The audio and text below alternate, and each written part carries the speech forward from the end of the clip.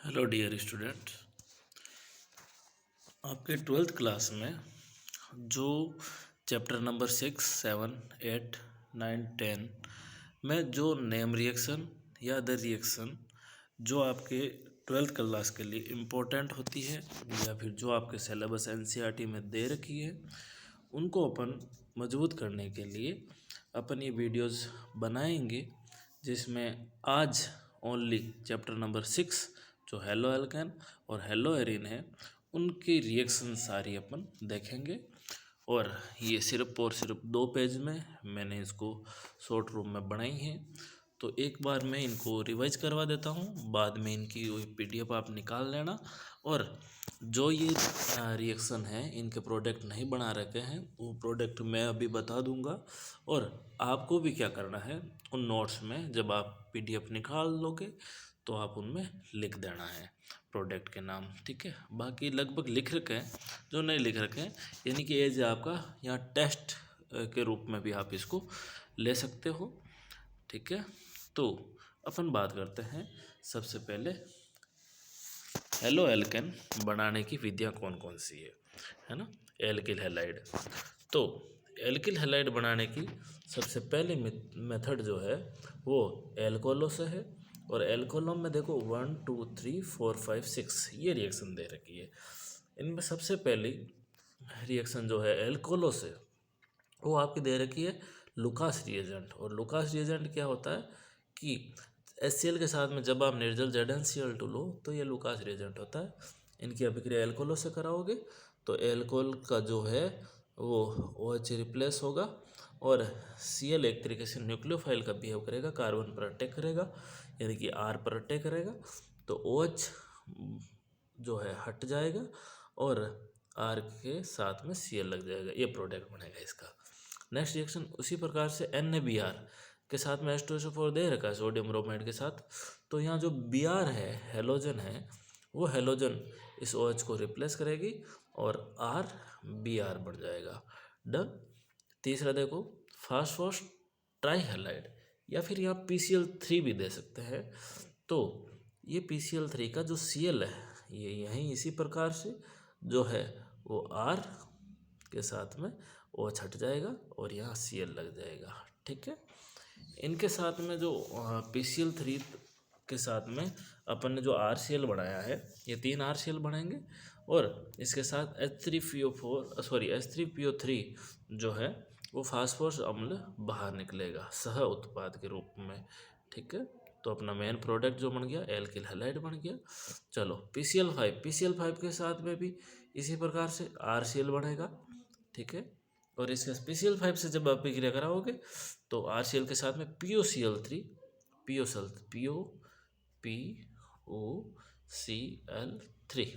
ठीक है। और POCl3 के साथ में HCl बाहर निकलेगा। POCl3 का नाम है फास्फोरस ऑक्सीक्लोराइड, ठीक है। मेन प्रोडक्ट आपको RCl जरूर याद रखना है। उनके बाद में देखो अभिक्रिया करवाते हैं अपन कि जो लाल फास्फोरस के साथ में ये जो अभिक्रिया दे रखी है, लाल फास्फोरस के साथ में आप जब अभिक्रिया कराओगे एल्कोहलों की, और देखो हेलोजन दे रखा है, हेलोजन में यहाँ Br2 और I2 दे रखा है, तो ये Br2 यानी Br या I इस OH को रिप्लेस करेगा, जिससे आपका RBr या RI जो है वो प्रोडक्ट के रूप में बनेगा। देखो नेक्स्ट एल्कोहलों की ये जो रिएक्शन है ये बड़ी इंपॉर्टेंट रिएक्शन है। SOCl2 को बोलते हैं थायोनिल क्लोराइड, और थायोनिल क्लोराइड के साथ में जब एल्कोहलों की अभिक्रिया कराओगे तो OH फंक्शनल ग्रुप हटेगा, Cl लगेगा और शुद्ध एल्किल हैलाइड आपको प्राप्त होगी। SO2 गैस वाष्पित हो जाएगी, HCl पिरिडिन द्वारा अवशोषित कर लिया जाता है और यहाँ शुद्ध एल्किल हैलाइड आपको मिल जाएगी। अच्छी रिएक्शन है, याद रखनी है, इंपॉर्टेंट भी एक तरीके से ये बन जाती है और यहाँ लुकास रिएजेंट वाला ये भी बन जाता है। बाकी तो पूछे ही जाते हैं। तो इस तरीके से आप एल्कोहलों से एल्किल हैलाइड कैसे बना रहे हो वो मेथड यहाँ अपन ने करी है और भी अपन करेंगे इसमें। तो देखो साइड में लिख रखा है एल्किल हैलाइड की अभिक्रियाशीलता का क्रम, यानी कि सबसे ज़्यादा कौन सा एल्किल हैलाइड रिएक्टिव होगा। तो देखो यहाँ जो ये एल्कोहल के साथ में जो R दे रखा है ना, इस R की जगह अगर 3 डिग्री लेंगे तो यहाँ रिएक्शन और भी जल्दी होगी या फिर अपन कहते हैं रिएक्टिव ज़्यादा होगा, ठीक है। और यहाँ 1 डिग्री लेंगे या 2 डिग्री लेंगे तो ये 3 डिग्री के बजाय कम रिएक्टिव रहेंगे, ठीक है। क्यों कम रिएक्टिव रहते हैं, तो इसका भी कारण है कि जब OH हटेगा तो R जो है उस पर जो कार्बोकैटाइन बनता है, अगर वो कार्बोकैटाइन 3 डिग्री है तो ऑफकोर्स वो ज़्यादा स्टेबल रहेगा, 2 डिग्री लेस स्टेबल, 1 डिग्री उससे भी ज़्यादा मतलब लेस रिएक्टिव रहेगा, ठीक है। चलो उनके बाद में अपन बात करते हैं नेक्स्ट कि सेकंड, पहले एल्कोहलों से थी, सेकंड एल्केनो से। तो एल्केनो की अभिक्रिया जब अपन सूर्य का प्रकाश ले लें, सनलाइट ले लें और सनलाइट की प्रेजेंस में अपन क्लोरीनीकरण अभिक्रिया करवाएं तो यहाँ H निकलेगा और Cl जुड़ जाएगा, यानी कि HCl यहाँ बाहर निकलेगा, H का भी फ्री रेडिकल, Cl का भी फ्री रेडिकल जुड़ के HCl निकल जाएगा यहाँ से। देखो यहाँ 2 प्रोडक्ट बन रहे हैं, एक ये और ये सेकेंड ये। तो देखो पहले वाला तो जो है मतलब प्राथमिक हैलाइड है, प्राथमिक क्लोराइड है, दूसरे वाला सेकेंडरी है। तो जो सेकेंडरी के लिए जो Cl है वो यहाँ पर मोर स्टेबल बढ़ता है, क्योंकि यहाँ जो है वो आपका कार्बोकैटाइन या फिर अपन कहते हैं फ्री रेडिकल जो बनता है इंटरमीडिएट, वो 2 डिग्री का ज़्यादा स्टेबल रहता है, इसलिए ये मुख्य उत्पाद बनेगा सेकंड वाला। आप देखना हमने अपने नोट्स में सारा कुछ करवा रखा है, मैं एज रिएक्शन ले रहा हूँ, ठीक है। चलो नेक्स्ट रिएक्शन देखते हैं। नेक्स्ट रिएक्शन देखो, जो तीसरी रिएक्शन है, पहली अपनी एल्कोहलों से, दूसरी अपने एल्केनो से, और तीसरी रिएक्शन जो ले रहे हैं अपन ये वाली, ठीक है, यानी कि तीसरी रिएक्शन जो ले रहे हैं एल्किनो से। तो एल्किनो की हाइड्रोजन हैलाइड से अभिक्रिया करोगे, सममित एल्किन है, यानी कि ये 2 बराबर भागों में बंट सकती है। तो एल्किल हैलाइड की अभिक्रिया करा रहे हैं तो एक तरफ H कार्बन के और दूसरी कार्बन के X लग के और ये एल्किल हैलाइड बन जाएगा। देखो एल्किन, सममित एल्किन को आप ब्रोमीन के साथ में CCl4 कार्बन टेट्राक्लोराइड लोगे तो दोनों कार्बन, एल्किन के दोनों कार्बन पर Br लग जाएगी, और इन दोनों कार्बन पे Br लगने का मतलब है यानी कि एक Br अगर पॉजिटिव के रूप में होती है, एक नेगेटिव के रूप में होती है, तो कार्बन जो नेगेटिव है उससे पॉजिटिव Br लग जाएगी, और कार्बन जो पॉजिटिव है उससे नेगेटिव, और नेगेटिव से पॉजिटिव, ऐसे ध्यान रखना है आपको। और इसे बोलते हैं विष डाई हैलाइड या विष डाई ब्रोमाइड। एक विष और एक जैम, इनमें आपको अंतर पता होना चाहिए। जैम में एक ही कार्बन पर 2 हैलाइड लगते हैं और यहाँ 2 अलग अलग कार्बन पर हैलाइड लगते हैं, ठीक है। वही रिएक्शन। चौथी रिएक्शन देखो, ये मतलब तीसरी का ही पार्ट है, इनमें देखो असममित एल्किन है, और असममित एल्किन में H जहाँ जुड़ता है, जहाँ कार्बन के पास हाइड्रोजन की संख्या ऑलरेडी अधिक हो, तो H तो यहाँ जुड़ जाएगा और I जो है आपका यहाँ दूसरे कार्बन पर। तो मेन देखो मुख्य प्रोडक्ट ये बन रहा है, क्यों बन रहा है, क्योंकि यहाँ जो I है वो एक तरीके से यूँ सोच लो जो अपन ने एल्कानो में करा था 2 डिग्री है, डन, और ये 1 डिग्री, ये कम बनेगा। मार्कोनिकोव नियम अनुसार ये प्रोडक्ट मुख्य उत्पाद ये बनेगा, तो इनको आपको ध्यान में रखना है, ठीक है। चलो उनके बाद में अपन नेक्स्ट बात करते हैं ये हेलो एल्केन के बढ़ाने की नेक्स्ट लास्ट मेथड जो है वो आपकी ये है हेलोजन विनिमय। दोनों रिएक्शन इंपॉर्टेंट है। हेलोजन का विनिमय होके एल्किल हैलाइड बनाएगा। देखो सबसे पहले एल्किल हैलाइड ही दे रखा है, उससे हेलोजन विनिमय से कैसे बनाओगे, यानी कि यहाँ से जो X है वो यहाँ के I से प्रतिस्थापित हो जाएगा, Ri बढ़ जाएगा, ठीक है, और सोडियम के साथ में ये X जो है वो NX बाहर निकल जाएगा। तो ये देखो X की जगह I आया, मतलब हैलाइड की जगह हैलाइड आया। तो ये एक तरीके से अपन क्या कहते हैं कि जो रिएक्शन है ये वो अपनी हेलोजन विनिमय की है। कौन सी है? हेलोजन विनिमय की है। डन, एक सेकेंड रुकना। हाँ, हेलोजन विनिमय की रिएक्शन है। ओके चलो भाई, तो सॉरी, चलो हेलोजन विनिमय की सेकेंड मेथड है जो है आपकी श्वार्ट्ज अभिक्रिया। और श्वार्ट्ज अभिक्रिया में देखो एल्किल हैलाइड है यानी कि मेथिल ब्रोमाइड है, मेथिल ब्रोमाइड के साथ AgF ले रखा है, और ये एजीएफ का जो एफ है हैलाइड है वो इस बी आर की जगह आएगा, यानी कि ये भी एक तरीके से हेलोजन का क्या हो गया, हट गया यहाँ से, और हेलोजन का विनिमय के तहत यहाँ एफ लग गया। तो ये जो आर एफ क्या है, आर एफ, और ये क्या है, आर आई। तो फिंगलस्टीन में तो बनता है आर आई एल्किल आयोडाइड, और श्वास में बनता है आर एफ एल्किल फ्लोराइड। ठीक है, बनता कैसे वो जरूर याद रखना आपको। अब अपन नेक्स्ट पढ़ते हैं मतलब हेलो एरिन को बनाने की मेथड। तो हेलो एरिन बनाने की मेथड में कौन कौन सी मेथड है अपने हैं, तो सिलेबस में उन्हीं को अपन करते हैं। और सबसे पहली मेथड देखो, ये कौन है, हाइड्रोकार्बन, और इस हाइड्रोकार्बन का नाम देखो, बेंजीन के ऊपर CH3 है, और बेंजीन के ऊपर CH3 जब होता है तो उसको आप क्या बोलते हो, टालोइन बोलते हो। चलो, तो टालोइन की अभिक्रिया अपन जब X2 मतलब हेलोजन और उसके साथ में Fe के अंधेरे में ये रिएक्शन कराते हैं, सनलाइट की एब्सेंस में कराते हैं, तो आपको ये जो रिएक्शन मिलेगी वो किस टाइप की मिलेगी कि X जो है वो ऑर्थो या पैरा पे आ जाएगा। क्यों आया, क्योंकि CH3 का जो प्लस R इफेक्ट है वो ऑर्थो और पैरा पे नेगेटिव लाएगा। डन, ये रिएक्शन हुई। अब देखो ये रिएक्शन बड़ी इंपॉर्टेंट है ये वाली, है ना। NH2 एनिलीन के साथ में NNO2 और साथ में HX और 273 केल्विन ताप दे रखा है, तो इसका बेंजीन डाइजेनियम हैलाइड बन जाएगा। और ये रिएक्शन जो है इस NH2 यानी कि बेंजीन और NH2 के बीच में ये बॉन्ड जो है वी करता है, साल्ट बनाता है। ठीक है, देखो इसी बेंजीन डाइएजोनियम हैलाइड से क्यूप्रस हैलाइड की अभिक्रिया करा रखी है, जो N2X यहाँ से बाहर निकलेगा और क्यूप्रस हैलाइड का हैलाइड यहाँ पर X लग जाएगा, तो ये अभिक्रिया स्टैंड मार है। पोटेशियम आयोडाइड वाली अभिक्रिया ये आपने एमिनो वाले चैप्टर में भी पढ़ रखी है। तो पोटेशियम आयोडाइड से अभिक्रिया कराओगे इस बेंजीन डाइजेनियम क्लोराइड की, तो बेंजीन पर डायरेक्ट आई लग जाएगा। वैसे कभी भी डायरेक्ट ये नहीं लगते हैं, तब लगते हैं जब आपका BDC यानी बेंजीन डाइजेनियम क्लोराइड बनेगा, नहीं तो आपको इसके लिए हाईली टेम्परेचर चाहिए होगा। इस बेंजीन के ऊपर जो भी समूह होता है जैसे CH3 वगैरह, OH वगैरह। ठीक है, चलो नेक्स्ट देखो रिएक्शन, ये बनाने की विधियाँ सारी हो गई है ना एक पेज में। अब रासायनिक अभिक्रियाएं ये भी एक पेज में है, मैं बता देता हूँ तुम्हें।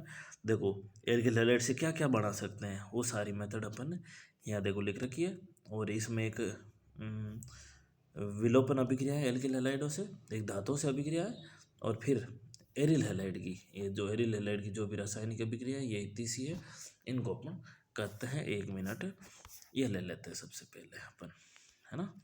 चलो, तो देखो इनमें सबसे ऊपर वाली रिएक्शन देखो, एल्किल हैलाइड में एनयू क्या है, नाभिक स्नेही, नाभिक स्नेही में ये RX का X हटा देगा और NU लग जाएगा। अब ये NU सारी की सारी रिएक्शन सब ये ऊपर वाले रिएक्शन की जैसी ही है। यहाँ आपको ये पहचानना है न्यूक्लियोफाइल कौन सा होगा। तो देखो दूसरे रिएक्शन में NaOH दे रखा है, तो NaOH में OH न्यूक्लियोफाइल है, OH लग जाएगा। H2O में OH न्यूक्लियोफाइल है, वो X हट के OH लग जाएगा। NaOR सोडियम एल्कोऑक्साइड में जो है यानी कि RO है, RO माइनस, और ये RO माइनस जो है वो R से लग जाएगा, तो RO माइनस R यानी कि ये R डैश को एक लेबलिंग कर रखा है। ठीक है, तो ये है ईथर, है ना। RX के साथ में ये रोना जो अभिक्रिया है वो अपना ROR रोर यानी कि ईथर बना रहा है, ये ईथर निर्माण में भी है, ध्यान रखना, है ना। चलो ये देखो RX के साथ में Na वापस आई है फिंगलस्टाइन वाली। ठीक है, यानी कि ये एल्किल हैलाइड से क्या क्या बना सकते हैं वो अभिक्रिया पढ़ रहे हैं अपन। देखो अमोनिया में NH2 plus sorry NH2 minus और H प्लस में जब टूटता है तो NH2 लग जाएगा X की जगह। आगे बढ़े हम देखो एल्किल अमोनिया और एल्किल अमोनिया के साथ में आप अभिक्रिया कराओगे, तो देखो एल्किल अमोनिया ये रहा, है ना। तो एल्किल अमोनिया से आप रिएक्शन कराते हो तो ये जो अभिक्रिया किस टाइप की होगी, 1 डिग्री एमीन ले रखा है, 2 डिग्री एमीन बढ़ जाएगा, और 2 डिग्री एमीन ले रखा है तो यह 3 डिग्री, यानी कि N के तीनों तरफ यहाँ R लगा हुआ है। ये साथ साथ लिख रखा है, ये ऐसे ही लिखा जाता है, लेकिन इसको आप अगर लिखना चाहते हो तो ऐसे भी लिख सकते हो, N के तीनों तरफ आप R जोड़ दो, कोई दिक्कत नहीं है। ये डबल, ये सिंगल वाला, सिंगल डैश, और ये फ्री वाला। ठीक है, ये तो लेबलिंग कर रखे, कोई बड़ी बात नहीं है। ठीक है, चलो उनके बाद में कैसियन और एशियन वाली अभिक्रिया पक्का याद रखोगे।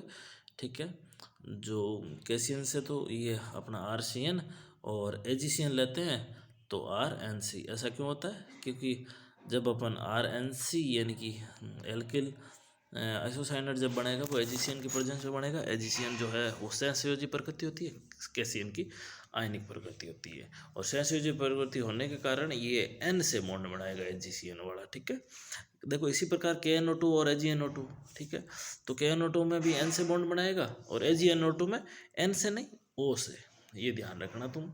ठीक है, चलो नेक्स्ट देखो RCOG यानी कि इनमें माइनस प्लस अगर अपन पहचाने न्यूक्लियोफाइल कौन है तो एसीटेट यानी कि RCO माइनस है ना।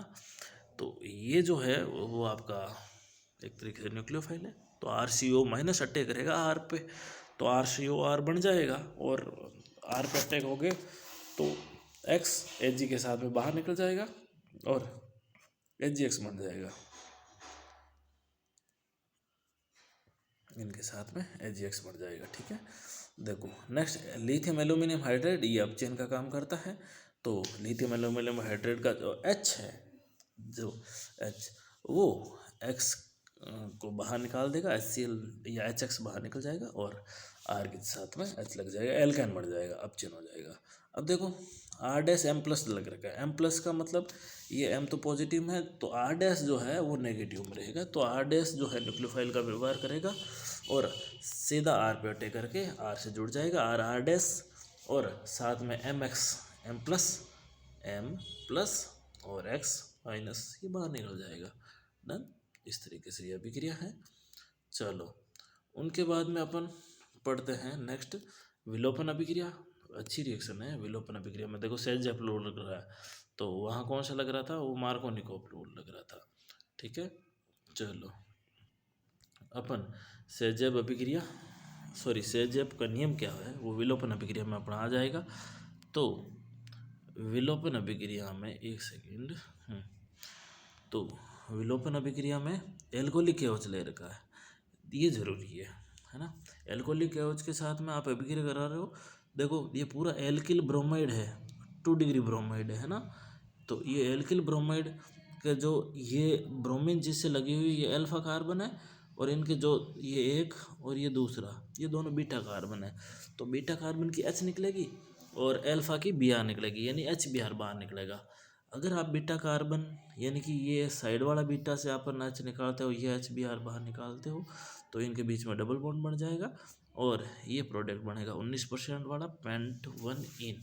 कम बनेगा, ये कम इसलिए बन रहा है कि सेजेब कहता है कि जो आपकी एल्कीन बननी चाहिए या बन रही है उससे प्रतिस्थापी ज़्यादा से ज़्यादा होना चाहिए। देखो इससे एक प्रतिस्थापी मिल रहा है, लेकिन यहाँ देखो ये HBr इधर से निकलेगा, तो देखो ये एल्कीन बनी, इस एल्कीन के देखो इधर मैथिल है और इधर ये एथिल है। ठीक है, 2 प्रतिस्थापी मिल रहे हैं, इसलिए ये मुख्य उत्पाद ये बनेगा विलोपन में। अब विलोप क्या हो रहा है भाई, तो देखो H और साथ में Br ये विलोप हो रहा है। ठीक बात, तो इनका ध्यान रखना विलोपन का। आगे धातु से अभिक्रिया सिंपल अभिक्रिया है, और वो सिंपल क्यों है, क्योंकि अपने को एल्किल जो है वो हैलाइड और एल्किल हैलाइड के साथ में अगर आपको Mg दे रखा है तो Mg इनके बीच में ला के रख देना है, यानी कि CH3 ये ज़्यादा वो कार्बन है, एक कार्बन कम होता है ना। ठीक है, तो ये बन जाएगा। ठीक है, यानी कि CH3 MgBr RMgX ग्रीनियर अभिकर्मक। डन, आगे देखो इसी ग्रीनियर अभिकर्म को ले रखा है, और ग्रीनियर अभिकर्म के जल से जब भी अभिक्रिया कराओगे हाइड्रोलाइसिस कराओगे तो जल का H+R- से लग के एल्केन बन जाएगा और MgOHX बाहर निकल जाएगा, यानी कि देखो एल्केन बन रहा है, धातुओं से अभिक्रिया करा रहे हो आप एल्किल हैलाइड की। देखो ये रिएक्शन इंपॉर्टेंट है वुड्स वाली, क्यों है, क्योंकि देखो इसमें नेम रिएक्शन है इसलिए, और यहाँ 2 एल्किल हैलाइड ले रखे हैं और 2 एल्किल हैलाइड के साथ में 2 Na ले रखे हैं, तो ये 2 NaX तो निकल जाएंगे बाहर। तो यहाँ फिर पीछे क्या रह गया, देखो 2R, ये 2R तो यहाँ लग गया एल्केन बना दिया और 2NX बाहर निकल जाए, ये वुड्स अभिक्रिया है, ध्यान रखना। नेक्स्ट जो अपन बात करते हैं वो है एरिल हैलाइड की रासायनिक गुण। तो एरिल हैलाइड में जो जो रिएक्शन है वो कर लेते हैं अपन, कि एरिल हैलाइड की देखो सबसे पहले ये एरिल मतलब यहाँ बेंजीन है, बेंजीन और Cl ये देखो बंद टूट रहा है आपस में, ये बंद वैसे तो आंशिक द्विमत होता है, टूटता नहीं है, लेकिन कंडीशन लगा दी अपने 673 और 300 ATM दाब पर NaOH, और आप अम्ल के साथ रिएक्शन करा रहे हो, तो ये Cl हटके और ArOH बन जाएगा, है ना, जो ये फिनॉल बोलते हुए ArOH को। ठीक है, पहले वाले रिएक्शन में ये हो गया। देखो दूसरे वाले रिएक्शन में भी RCl तो लग रखा है, लेकिन NO2 लग रखा है साथ में। क्या लग रखा है? NO2। और NO2 इलेक्ट्रॉन आकर्षित समूह है, इलेक्ट्रॉन खींचने का काम कर रहा है, जिससे ये RCl बंध जो है कमज़ोर हो जाएगा, और फिर कम ताप पे भी आप रिएक्शन कराओगे तो यहाँ Cl की जगह OH आ जाएगी, यानी कि ऑर्थो नाइट्रोफिनॉल बन जाएगा। डन। तीसरी रिएक्शन देखो, इसमें 2 NO2 लगे हैं, पैरा पे और ऑर्थो पे। ठीक है, और 2 NO2 लगे हैं, 2 इलेक्ट्रोफाइल लगे हैं, तो यहाँ और भी टेम्परेचर कम होगा तो भी ये आसानी से Cl हटके और यहाँ OH आ जाएगी। ठीक बात, तो इनका ध्यान रखना। आगे वाली रिएक्शन और भी इम्पोर्टेंट इसलिए बन जाती हैं कि देखो यहाँ 3 NO2 लगे हुए हैं। 3 NO2 का मतलब, 3 NO2 मतलब यहाँ इलेक्ट्रॉन खींचने वाले ग्रुप 3 लगे हुए हैं, तो Cl बड़ी जल्दी से यहाँ से Cl हटेगा। फिर आप देखो टेम्परेचर बिल्कुल गर्म लिख रखा है, यानी कि टेम्परेचर कम टेम्परेचर पे भी यहाँ आराम से OH लग जाती है। देखो इस OH लग गई और रिएक्शन ये ऐसे हो जाएगी, पर ध्यान रखना इसका जो नाम है वो नाम, पहले तो IUPAC नाम अगर आप देखो तो इनका IUPAC नाम तो ये हो जाएगा 1224 ट्राई नाइट्रोफिनॉल, लेकिन इसका जो सामान्य नाम है वो है पिक्रिक एसिड। क्या नाम है? Picric acid. कई बार पिक्रिक एसिड का जो सीधा ही है वो फॉर्मूला पूछ लिया जाता है, तो कई बार इनका फॉर्मूला भी पूछा जाता है। मैंने बार बार कह रहा हूँ, नाम रिएक्शन को पूछने का तरीका जो है, कई बार आधी रिएक्शन दे देता है, कई बार नाम से दे देता कि भाई श्वार्ट्ज अभिक्रिया क्या है, फिंकलेस्टाइन क्या है, विलोपन क्या है, या फिर अपने वुड्स अभिक्रिया क्या है, तो नाम से पूछ सकता है, या आदि रिएक्शन देके पूछ सकता है, या फिर जैसे कि वुड्स अभिक्रिया में रिएजेंट यानी कि उत्प्रेरक या अभिकर्मक कौन से काम आ रहा है, इस तरीके से वो क्वेश्चन पूछ सकता है। या फिर देखो ये पिक्रिक एसिड है तो इनका सीधा ही पूछ लिया भाई, या तो IUPAC नाम या फिर सामान्य नाम, रूढ़ नाम। डन। चलो आगे बढ़ते हैं। तो हेलो एरिन से और रिएक्शन अपनी कौन बची है? ये वाली। तो ये जो साइड अब जो भी बची है वो अपनी सारी की सारी इलेक्ट्रॉन्स नहीं प्रतिस्थापन अभिक्रिया है। कौन सी है? इलेक्ट्रॉन्स नहीं प्रतिस्थापन अभिक्रिया, यानी कि इलेक्ट्रोफाइल जो है वो अटैक करेगा। कहाँ करेगा? देखो निर्जल AlCl3 ये हेलोजन वाहक होते हैं, हेलोजन को ले जाते हैं, Cl+ को, Cl+ और Cl++ जो है वो इस क्लोरोबेंजीन के या तो कहाँ का जुड़ेगा? ऑर्थो या पैरा पे, क्योंकि क्लोरोबेंजीन जब अनुनादी सरनाभ देखोगे, सारी करा रखी है अपन ने, अनुनादी सरनाभ देखोगे पर जो नेगेटिव है वो ऑर्थो और पैरा पे आता है, इसीलिए यहाँ एक बार ऑर्थो प्रोडक्ट बनाएगा और यहाँ पर एक बार पैरा प्रोडक्ट बनाएगा। ठीक है, पैरा उत्पाद। ठीक है, तो ये इलेक्ट्रॉन से नहीं अभिक्रिया हो गई, इलेक्ट्रॉन से नहीं प्रतिस्थापन अभिक्रिया। अब देखो जब भी आपको HNO3 के साथ में H2SO4 दे रखा हो तो ये रिएक्शन करके और यहाँ से एक इलेक्ट्रोफाइल निकालता है या इलेक्ट्रोफाइल देता है वो +NO2, और वो +NO2 या तो देखो ऑर्थो पोजीशन या फिर पैरा पोजीशन पर लगेगा, यानी कि पैरा नाइट्रोफिनॉल पैरा पे नाइट्रो क्लोरोबेंजीन, और या फिर यहाँ पे ऑर्थो नाइट्रो क्लोरोबेंजीन। डन। अब नेक्स्ट ये देख, तो ये वाली रिएक्शन है ना, देखो सांद्र H2SO4 और सांद्र H2O4 सिर्फ और सिर्फ यहाँ इलेक्ट्रोफाइल निकालता है, उसका नाम है SO3H। क्या नाम है? SO3H, सल्फोनिक एसिड वाला वही। ठीक है, तो SO3H या तो ऑर्थो पे या फिर पैरा पे हो जाएगी रिएक्शन। ठीक है, अब देखो ये नेक्स्ट दोनों बची है, ये दोनों फ्रीडेल क्राफ्ट की अभिक्रिया है, पर है इलेक्ट्रॉन से नहीं प्रतिस्थापन अभिक्रिया, इसलिए यहाँ पर लिख रखी है। देखो इनमें दोनों में कॉमन चीज़ ये है कि क्लोरोबेंजीन से अभिक्रिया हो रही है। अगर आपको फ्रीडेल क्राफ्ट एल्किल लिगेंड पूछ ले तो CH3Cl से ऊपर वाली जो अभिक्रिया है ये वाली ये कराओ, नहीं तो आप फ्रीडेल क्राफ्ट एसिड लिगेंड पूछ ले तो CH3COCl से आप रिएक्शन करवाना। ठीक है, देखो CH3COCl कैसे टूटता है? ये Cl- में और C+ में, और CH3Cl कैसे टूटेगा? यानी कि ये CH3Cl- में और CH3+ में, तो ये जो ++ वाला है वो ऑर्थो और पैरा पे लग जाएगा, वो ऑर्थो और पैरा पे लग जाएगा। ठीक है, तो यहाँ CH3 लगेगा, ऊपर वाले में CH3 लगेगा, ऊपर वाला जो है वो फिर डेलक्राफ्ट एल्किलीकरण है, एल्किल जुड़ा है, CH3 जुड़ा है यानी मैथिल जुड़ा है, और नीचे COCH3 यानी कि एसिल समूह जुड़ा है, इसलिए फिर डेलक्राफ्ट एसिलीकरण अभिक्रिया। देखो ये थी अपनी जो चैप्टर नंबर 6 में सारी की सारी जो रिएक्शन दे रखी है वो ये मैंने सिर्फ 2 पेज में है, ये आपको PDF में प्रोवाइड करवा दूंगा, ठीक है। आप इनकी फोटोकॉपी निकाल लेगा, और इसी तरीके से 7वें की, 8वें की, 9वें की, और एक पेज में 10वें की है, ठीक है। तो ये भी कर लेंगे अपन।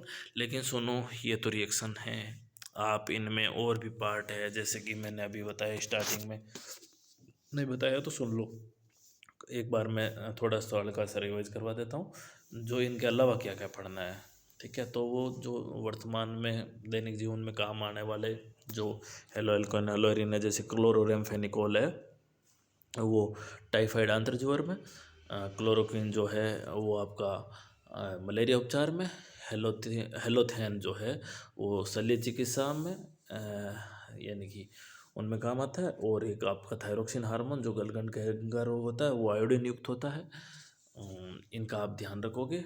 उनके बाद में आप वो बेंजिलिक और एलिलिक, ये जो ऐसे हैलाइड होते हैं जो डायरेक्ट sp3 से जुड़े हुए होते हैं, ठीक है। sp3 यानी कि सिंगल बॉन्ड, फिर आगे डबल बॉन्ड या बेंजीन रहती है, ध्यान रखना।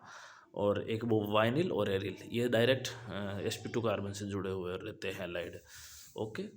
फिर इनमें ये रिएक्शन तो है ही है, और बनाने की विधियाँ हो गई। उसके बाद में भौतिक गुण जरूर याद रखोगे, इनका जो क्वथनांक गलनांक वगैरह क्या इफेक्ट पड़ता है वो ध्यान रखोगे आप। उनके बाद में रासायनिक विधिया में SN1 SN2 पक्का याद रखोगे। देखो SN1 जो है वो आपका SN1, देखो SN1 और SN2, ठीक है। तो ये देखो अभिक्रिया की कोटि इसमें 1 होती है और इसमें 2 होती है। इसमें स्टेप यानी कि पद जो है वो पद 2 होते हैं, इसमें पद एक पद में ही रिएक्शन हो जाती है। इसमें इंटरमीडिएट बनता है वो संक्रमण अवस्था यानी कि ट्रांजिशन स्टेट बनती है, और इसमें जो बनता है वो कार्बोकेटाइन बनता है, ठीक है। इसमें जो रिएक्टिविटी का जो ऑर्डर रहेगा SN1 में वो 3-2-1 रहता है, और इसमें 1 फिर 2 और फिर 3 रहता है, ठीक है। और इसमें रेशिमीकरण होता है, और इसमें वाल्डन प्रतिलोमन यानी कि जो बैक साइड अटैक होता है, ठीक है। ये आप SN1 SN2 को भी इनको याद करोगे। उनके बाद में बात आती है कि हाँ धारण क्या होता है। धारण तो SN2 में होता है, जो as it is, sorry SN1 में होता है, जो एज इट इज जहाँ से X हटता है ना, ये देखो RX, इस RX को हट के और यही NU लग जाता है, इसका मतलब ये धारण है, ठीक है। और RX में यहाँ X जहाँ से हटता है वहाँ NU नहीं लग के पीछे की ओर बैक साइड लग जाए, ये प्रतिलोमन है, ठीक है। तो ये हुआ धारण प्रतिलोमन। और एक वो किरेलता, और किरेल जिसमें होंगे, किरेल कार्बन जो होंगे, किरेलता जिसमें होगी वो अध्यारोपित नहीं होंगे, और प्रतिबिंब समाभवी या एनेंटियोमर कहलाता है, इनको ध्यान रखोगे। उसके बाद में मैं हल्का सा बता देता हूँ कि तुम्हें ये जो 4 हैं, 4 क्या 5 है, क्या है, एक तो मेथिलीन क्लोराइड जिसको CH2Cl2 बोलते हो, ठीक है। इनका उपयोग CH2Cl2 है ना, मेथिलीन क्लोराइड, तो CH2Cl2 का उपयोग, क्लोरोफॉर्म का उपयोग, उनके बाद में CCl4 का, फिर फ्रियोन का, DDT का, फ्रियोन, DDT, और एक आइडोफॉर्म होता है CHI3। इन 3-3-6 इनके सारे उपयोग दे रखे हैं, अपन ने लिखा है, वो कर लेना, ठीक है। देखो मेथिलीन क्लोराइड जो है वो थोड़ा एक तरीके से अपन कहते हैं कि भाई पेंट रिमूवर या विलय के रूप में होता है, एरोसोल में प्रणोदक के रूप में काम करता है, औषधि निर्माण में विलय के रूप में काम आता है ये, ठीक है। और ये जब मेथिलीन क्लोराइड जो आंखों के संपर्क में आ जाता है तो कॉर्निया जला देता है, ध्यान रखना, ठीक है।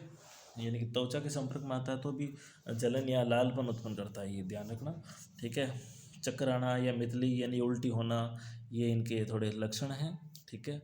और ये दर्शी शरीर क्षमता भी क्षीण करता है, केंद्रीय तंत्रिका तंत्र को हानि पहुंचाता है ये CH2Cl2, याद रखना भाई। मेथिलीन क्लोराइड नाम है इसका, डन।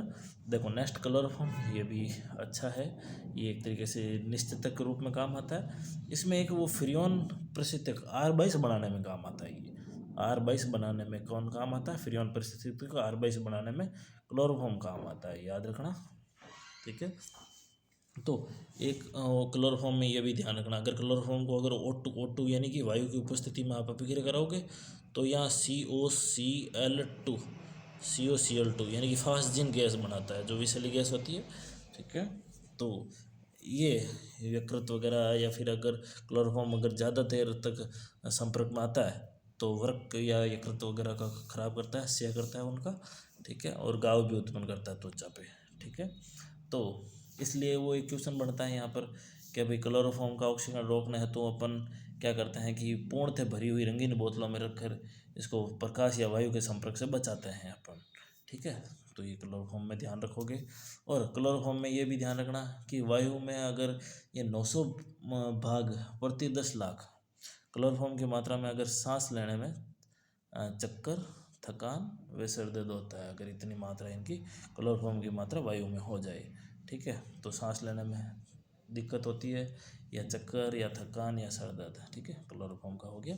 उसके बाद में अगर बात करूँगा CCl4 की, तो CCl4 बड़ा अच्छा है। कैसे अच्छा है कि ये जो CCl4 है आपका अग्निशामक के रूप में काम आता है, यानी कि अपन औषधि बनाने में या फिर ये जो विलायक के रूप में अच्छा काम का है। ठीक है, CCl4 कार्बन टेट्राक्लोराइड। ठीक है, तो ये भी अपने ज़्यादा संपर्क में आता है तो हृदय गति अनियमित वगैरह हो जाती है। ठीक है, आँखों में ये भी जलन उत्पन्न करता है, औषधि उत्पादन में। ठीक है, प्रशीतक में, एरोसिल कैन यानी कि प्रणोदकों के रूप उत्पादन में ये काम आता है। ठीक है, और चलो उनके बाद में ये क्या करता है, अगर संपर्क में ज़्यादा आता है तो यकृत कैंसर के भी चांस रहता है CCl4 से, यकृत कैंसर के। ठीक है, तो ये उपयोग भाई जरूर ध्यान रखना। चलो उनके बाद में CCl4 के बाद में अपन बात कर लेते हैं कि आइडोफॉर्म क्या होता है, पहले ये कर लेते हैं आइडोफॉर्म। जैसे क्लोरोफॉर्म क्या होता है बताओ, तो क्लोरोफॉर्म में CHCl3 होता है, तो यहाँ CHI3 होता है। आइडोफॉर्म यानी कि ये एक एंटीसेप्टिक प्रतिरोधी, यानी कि एक तरीके से डिटॉल जैसे है ना, इसी तरीके से ये प्रतिरोधी का काम करता है। मैंने इसमें ध्यान रखना। ठीक है, प्रतिरोधी के रूप में ये उपयोग होता है, इसमें मुक्त आयोडीन के कारण ये इनको प्रतिरोधी के रूप में काम में लेते हैं। ठीक है, तो इसे जैसे इसकी हानियाँ ये हो जाती है कि ये इसकी रुचिकर गंध नहीं होती है, अरुचिकर गंध होती है। तो ये जो है अपने आयोडीन युक्त होती है, तो अरुचिकर गंध के कारण इसको कम यूज लेते हैं। वैसे तो एंटीसेप्टिक के रूप में प्रयोग तो होता ही है इनका। चलो अपन बात करते हैं नेक्स्ट, जो अपना फ्रियोन और DDT थोड़ा इम्पोर्टेंट इसलिए आ जाता है कि फ्रियोन में एक फ्रियोन का वैसे पूरा नाम मैं बता देता हूँ, क्लोरोफ्लोरो जो कार्बन है।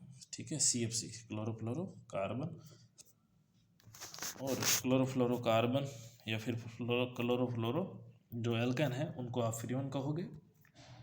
इनमें CFC को आप फ्रियोन तो कहते ही हो, लेकिन इनमें यह ध्यान रखना फ्रियोन 12 का फॉर्मूला, फ्रियोन 12 का। ठीक है, देखो फ्रियोन 12 का फॉर्मूला देखो, पीछे 2 है ना, तो यहाँ जो लिख लोगे आप फ्रियोन 12 का फॉर्मूला कि कार्बन के साथ में 2 तो Cl2 होते हैं और 2 F2 होते हैं, कार्बन की टोटल संयोजकता कंप्लीट होगी, यानी कि ये फ्रियोन 12 का फॉर्मूला याद रखना। डन। ठीक है, चलो फ्रियोन जो है वो खुद वैसे CCl4 का अगर अपन श्वार्ट्ज अभिक्रिया कराते हैं तो ये फ्रियोन 12 बनता है। CCl4 से श्वार्ट्ज अभिक्रिया करवाते हैं तब ये थोड़ा मतलब ये होता है, नॉन टॉक्सिक होता है। ठीक है, और निष्क्रिय है, आसानी से लिक्विड रूप में रहता है ये। ठीक है, या फिर इसमें ये फ्रियोन जो है वो जंग न लगना यानी कि असंसारक का कार्य करता है, ये इसका गुण है। ठीक है, अगर इसका अपन बोल दे सर उपयोग क्या है, तो उपयोग ये भी एरोसोल प्रणोदक के रूप में या प्रशीतक के रूप में काम आता है। ठीक है, अब इसकी अगर हानि पूछ ले भाई CFC की क्या हानियाँ हैं, तो ये क्या करता है, ओजोन परत को नष्ट करता है, और ओजोन परत को ये O2 और साथ में O फ्री रेडिकल में चेंज कर देता है। ठीक है, मुक्त मूलक अभिक्रिया के दौरान ये त्वचा कैंसर, आँखों की बीमारियाँ, ठीक है, ये उत्पन्न हो जाता है एजेंसी के कारण। ठीक है, चलो नेक्स्ट लास्ट अपन इसका देख लेते हैं थोड़ा कि भाई ये क्या होता है DDT। ठीक है, तो DDT का पूरा नाम आना ही चाहिए आपको। ठीक है, DDT का पूरा नाम क्या होता है अभी, डाइक्लोरो डाइफेनिल ट्राइक्लोरो एथेन। और इनकी आप संरचना जरूर ध्यान रख लोगे कि डाइक्लोरो और डाइफेनिल, यानी कि ये फेनिल है, ये डाइक्लोरोफेनिल है, और इसके साथ में ट्राइक्लोरो मतलब Cl3 और C, ठीक है। ट्राइक्लोरो एथेन, एथेन मतलब 2 कार्बन। तो ध्यान रखना ये CHCl3 आप लगाओगे, इस कार्बन को बेंजीन के इन कार्बन से ऐसे जोड़ देना, डायरेक्ट जोड़ देना है ना, ऐसे कोना मत बनाना, कोना का मतलब कार्बन हो जाता है, ठीक है। तो इसको डायरेक्ट जोड़ के आप ये DDT की संरचना बना लोगे। डन। इस तरीके से आपको अगर DDT का अगर पूछ ले उपयोग क्या है, तो ये मलेरिया उत्पन्न करने वाले मच्छर या टाइफस वाग जुओं, उनको ये समाप्त करने में काम में लिया गया था सेकेंड वर्ल्ड वॉर के बाद में। ये कीटनाशी है, ठीक है। और अगर आपको इसको पूछ ले हानियाँ क्या है, क्या इससे क्या दिक्कतें होती है, तो ये मछली हो तो बहुत ज़्यादा विषैला है, ठीक है।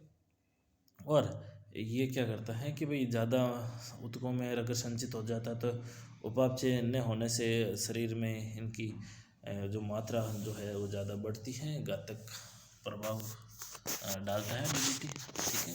वैसे अब ये बैन है, 1973 है, ठीक है, उनके बाद में ये बैन है। तो इस तरीके से आप चैप्टर को पूरा पूरा अच्छे से कंप्लीट करोगे, ठीक है। इसी तरीके में से 7वां पार्ट यानी कि अपना एल्कोहल फिनोल ईथर और एल्डिहाइड कीटोन कार्बोक्सिलिक एसिड और एमीन वाला भी और जे अणु वाला भी बना के आपको प्रोवाइड करवा दूंगा। आप इनका अच्छे से रिवाइज करके एक भी नंबर नहीं कटे, इस तरीके से आप इसको अच्छे से कर लेना। जो भी दिक्कत आती है तो मेरे को पूछ लेना। और ये जो है आपका बोर्ड में 6 नंबर का चैप्टर है, ठीक है। तो क्वेश्चन बड़े अच्छे बनते हैं इनके, तो आप इनको तैयार करना।